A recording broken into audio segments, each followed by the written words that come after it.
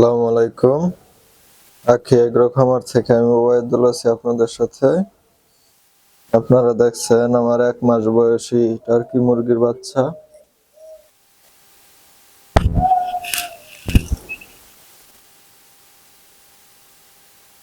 এদের বয়স 1 মাস।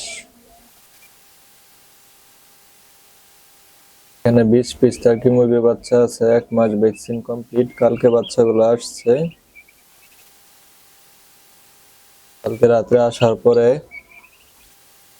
লাইসোবিট দিছিলাম, সারা রাত লাইসোবিট চলছে।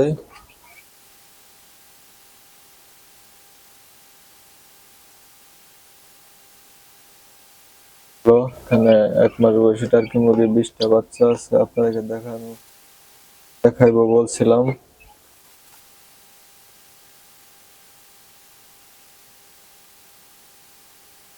মানে 1 মাস বয়সী টার্কি মুরগির বাচ্চা কিভাবে বড় করি না করি, কি করি না করি, কি খাবার দেই, সবকিছু আপনাদেরকে দেখাবো।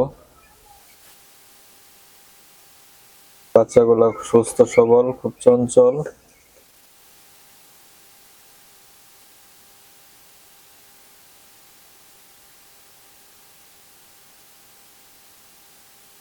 এখন মাইক্রোনিট চলতেছে। রাত্রে পানি সরাইয়া দিব, আবার কালকে সকালে 3 দিন দিব ঠান্ডার জন্য। এদের ঠান্ডাটা খুব বেশি লাগে। তারা কমেন্টে বলবেন আমার বাচ্চাগুলো কিরকম হলো। পরবর্তীতে কি করি না করি সব আপনাদেরকে ভিডিওতে দেখাবো।